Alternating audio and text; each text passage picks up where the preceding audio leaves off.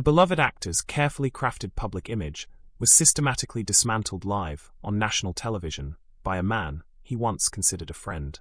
The Jimmy Kimmel Live studio buzzed with its usual pre-show energy as Chris Pratt made his way backstage. Fresh off promoting his latest blockbuster, the actor seemed relaxed, joking with a production assistant named Jenna and signing autographs for crew members. He had been on Kimmel's show dozens of times over the years, and their relationship had always been cordial, even friendly. Tonight felt like it would be just another routine appearance, another chance to charm audiences with his signature blend of humor and humility. But as Pratt settled into the guest chair under the hot studio lights, something felt different. Kimmel's usual warm-up banter was notably absent. Instead, the host shuffled through his cards with an unusual intensity, barely making eye contact with his guest. The studio audience sensed the tension too. Their excited chatter gradually died down to an uncomfortable silence. "So, Chris," Kimmel began, his voice carrying an edge that immediately put Pratt on alert. "Let's talk about your recent comments regarding method acting and what you called the quote-unquote fake struggle of Hollywood actors." Pratt's brow furrowed slightly. He had given hundreds of interviews in recent weeks, and while he had discussed his approach to acting, he couldn't recall making any disparaging comments about his fellow actors. "I'm not sure I follow, Jimmy. What specific comments are you referring to?"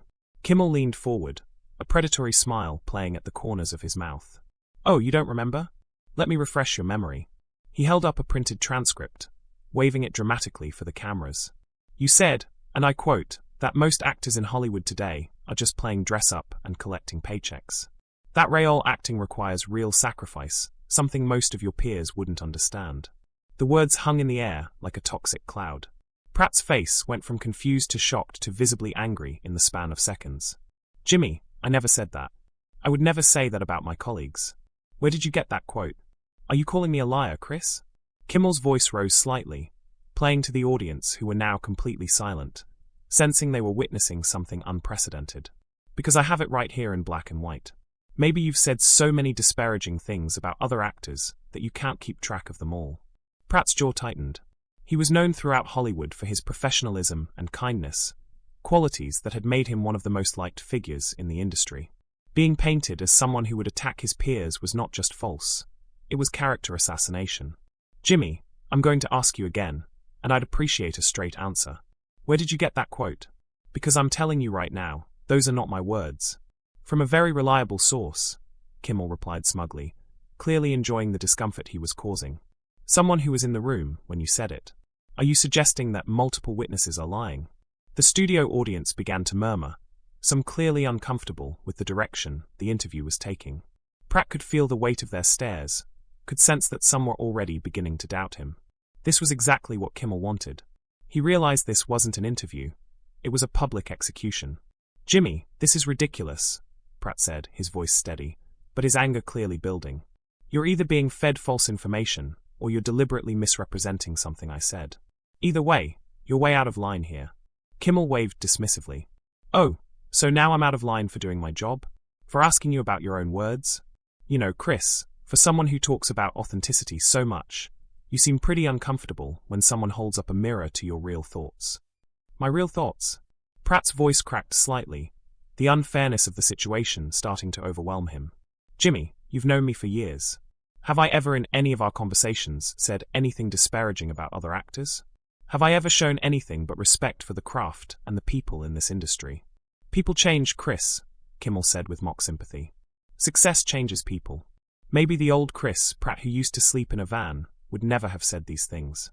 But the Chris Pratt sitting here now, the one with multiple franchises and millions in the bank, well, maybe he's developed some different opinions about the little people." The accusation hit Pratt like a physical blow. Kimmel wasn't just attacking his words now. He was attacking his entire character, suggesting that success had corrupted him, that he had forgotten his humble beginnings. It was a narrative that would be devastating to his public image if it took hold. "You know what, Jimmy?" Pratt said, his voice now carrying a dangerous quiet that made the studio audience lean forward in their seats. "I came here tonight thinking I was going to have a friendly conversation with someone I considered a colleague, maybe even a friend. Instead, I find myself being ambushed with fabricated quotes and character assassinations. So, let me ask you something." Kimmel raised an eyebrow, clearly relishing the confrontation. "Ask away. What's your endgame here? What are you really trying to accomplish? Because if you think you're going to sit there and destroy my reputation based on lies and distortions, you've got another thing coming. The tension in the studio was now palpable. Production assistants were glancing nervously at each other, unsure whether they should intervene. The camera operators kept rolling, knowing they were capturing something that would be talked about for years to come. Kimmel's mask finally slipped, revealing the malicious intent that had been driving the interview from the beginning. My endgame, Chris? Honesty. It's holding people accountable for their words and actions. It's making sure that when someone puts themselves up on a pedestal, the public gets to see if they really belong there. Pratt stared at Kimmel for a long moment, processing what he had just heard. The host's admission that this was all about tearing him down, about proving he didn't belong on some imaginary pedestal, revealed everything Pratt needed to know about the man sitting across from him. So, this was planned, Pratt said slowly, his voice carrying a mixture of disbelief and growing rage. You invited me here tonight specifically to humiliate me on national television, based on fabricated quotes. Is that what you're telling me? Kimmel shrugged, his casual indifference more infuriating than outright hostility. I'm telling you that I believe people should be held accountable for their words, Chris. If you're uncomfortable with that, maybe you should think more carefully about what you say in private. But I didn't say those things. Pratt's voice rose, echoing through the studio. Several audience members shifted uncomfortably in their seats, clearly disturbed by what they were witnessing. You're sitting there admitting that you orchestrated this entire ambush, and you're still pretending like you have some moral high ground. I have sources, Chris, Kimmel replied coolly. Multiple sources who heard you make these comments at a private industry gathering. Are you calling all of them liars? Pratt leaned forward in his chair, his hands gripping the armrest, so tightly his knuckles went white. Jimmy, I want you to name your sources right now. If you're going to sit there and destroy my reputation on national television, then have the courage to tell me who supposedly heard me say these things. You know I can't reveal my sources, Kimmel said with mock professionalism. That's journalism 101, Chris. Surely someone as smart as you understands the concept of protecting sources. Journalism. Pratt let out a bitter laugh that contained no humor whatsoever. Jimmy, you're a late-night talk show host who tells jokes about celebrities for a living. Don't insult actual journalists by comparing yourself to them. And don't hide behind some fake ethical code when what you're really doing is character assassination. To discredit me instead of taking responsibility. Taking responsibility for words I never spoke. Pratt's voice cracked with indignation. Jimmy, do you have any idea what you're doing here? Do you understand that there are real consequences to what you're saying? That my family, my friends, my colleagues are going to hear this and wonder if maybe there's some truth to it. Maybe they should wonder, Kimmel shot back. Maybe it's time people started asking some hard questions about Hollywood's golden boy, image you've cultivated so carefully. That was the breaking point. Pratt stood up abruptly, his chair rolling backward from the force. The sudden movement caused a ripple of gasps from the audience, and the camera operators instinctively zoomed in to capture his face, which was now flushed with anger. You want to know what the real story is here, Jimmy? Pratt said, his voice carrying throughout the silent studio.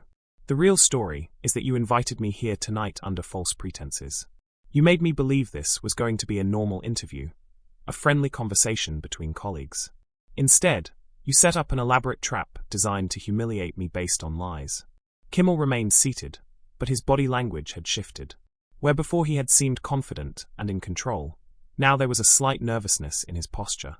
Pratt standing over him had changed the dynamic completely. Sit down, Chris, Kimmel said, trying to regain control of the situation. You're making a scene. I'm making a scene? Pratt's voice rose to almost a shout. Jimmy, you just spent the last 10 minutes trying to destroy my career based on fabricated quotes, and you're worried about me making a scene? You created this scene the moment you decided to ambush me with lies. They're not lies, Kimmel insisted, but his voice lacked the conviction it had carried earlier. I have multiple sources who Stop, Pratt cut him off, his voice now deadly quiet. Just stop. We both know you don't have any sources. We both know those quotes are either completely fabricated or so twisted and taken out of context that they bear no resemblance to anything I actually said. What I want to know is why. Why me, Jimmy? What did I ever do to you that made you think it was okay to sit me down in front of millions of people and try to destroy me? Did I offend you somehow? Did I hurt your feelings? Or is this just what you do for fun now? Kimmel's composure was cracking. The audience could see it. The cameras were capturing it.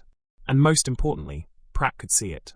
The host's carefully constructed persona of righteous indignation was falling apart under the weight of Pratt's direct questioning.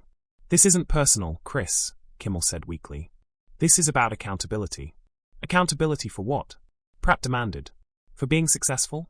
For being well-liked? For having a career that you apparently resent? Because that's what this is really about, isn't it, Jimmy? This isn't about holding me accountable for anything I said or did. This is about you wanting to tear down someone whose success bothers you." The accusation hung in the air like a challenge. Kimmel's face flushed red, and for a moment, it looked like he might lose control completely. The studio audience was now completely captivated, realizing they were witnessing something far more dramatic than anything that had been scripted for the show. "You don't know what you're talking about," Kimmel said through gritted teeth. "Don't I?" Pratt pressed. "Then explain it to me, Jimmy. Explain why you thought it was acceptable to invite me here tonight, and try to destroy my reputation based on quotes you can't verify from sources you won't name. Explain why that seemed like the right thing to do." Kimmel's silence stretched on for what felt like an eternity. The studio lights seemed to burn hotter, the cameras felt more intrusive, and the weight of hundreds of eyes in the audience pressed down on both men. Finally, Kimmel spoke, but his voice had lost all pretense of professionalism. "You want to know why?" Kimmel said, his tone now openly hostile. "Because I'm tired of the act. Chris, I'm tired of watching you play the humble everyman, when we both know it's complete garbage. You think you're better than everyone else in this town, and frankly, it's nauseating." The admission sent shockwaves through the studio. This wasn't about accountability or journalism anymore. This was personal animosity being aired on live television, and everyone in the room knew they were witnessing something that would define both men's careers. Pratt stared down at Kimmel, his expression a mixture of disbelief and pity. "So there it is. This whole thing, the fake quotes, the ambush, the character assassination. It's all because you don't like me personally. Because you've decided that my public persona must be fake, so you thought you'd expose me as a fraud. It is fake." Kimmel shot back, finally standing up to face Pratt directly. "The whole, our shucks regular guy thing is complete bull, and everyone in Hollywood knows it. You're just as calculating and manipulative as everyone else. You're just better at hiding it." "Based on what?" Pratt demanded. "What evidence do you have for any of this? What have I ever done that makes you think I'm calculating or manipulative? Because I'm starting to think you're projecting your own issues onto me." The accusation struck home. Kimmel's face went through several emotions in rapid succession: anger, embarrassment, and something that looked almost like shame. But instead of backing down, he doubled down on his attack. "You want evidence?" Kimmel said, his voice getting louder. "How about the way you've carefully crafted every aspect of your public image? How about the way you've positioned yourself as Hollywood's golden boy, while throwing other actors under the bus behind closed doors? How about the way you've manipulated the media and your fans into believing you're something you're not?"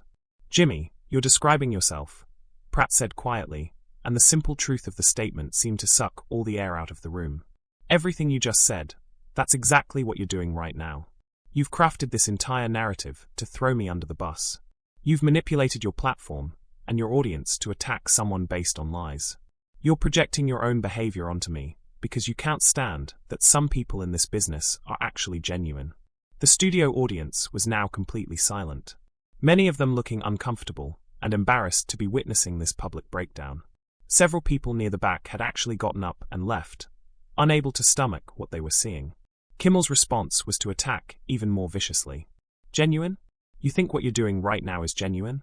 Standing there acting outraged and innocent when we both know the truth about who you really are." "What truth, Jimmy?" Pratt's voice carried a dangerous edge now. "I've asked you repeatedly to back up your accusations with facts, with evidence, with anything concrete, and all you've given me is your personal opinion and your obvious resentment. So, I'm going to ask you one more time, what specific truth are you talking about?" "The truth that you're a fraud," Kimmel said desperately. "The truth that your whole nice guy image is carefully calculated marketing designed to hide the fact that you're just as cutthroat and ambitious as everyone else in this town." Pratt shook his head slowly, a sad smile playing on his lips. "You know, Jimmy, I came here tonight expecting a friendly chat, but I'm leaving with a much clearer picture of who you are. And honestly, I feel sorry for you. You're so consumed by your own cynicism and resentment that you can't imagine anyone in this business being genuine. You've become the very thing you claim to despise." With that, Pratt turned his back on the stunned host and walked off the set, leaving a palpable silence in his wake. The audience remained frozen, unsure how to react. The cameras continued to roll, capturing Kimmel standing alone, defeated on his stage. The show immediately cut to commercial, but the damage was done. The unscripted, raw confrontation had exposed the underbelly of late-night television and left an indelible mark on everyone who witnessed it. What do you think about this explosive confrontation? Was Jimmy Kimmel out of line, or was Chris Pratt's reaction justified? Share your thoughts in the comments below. If you want more unfiltered celebrity interviews and deep dives into Hollywood drama, make sure to subscribe and hit the notification bell. Don't miss our next video.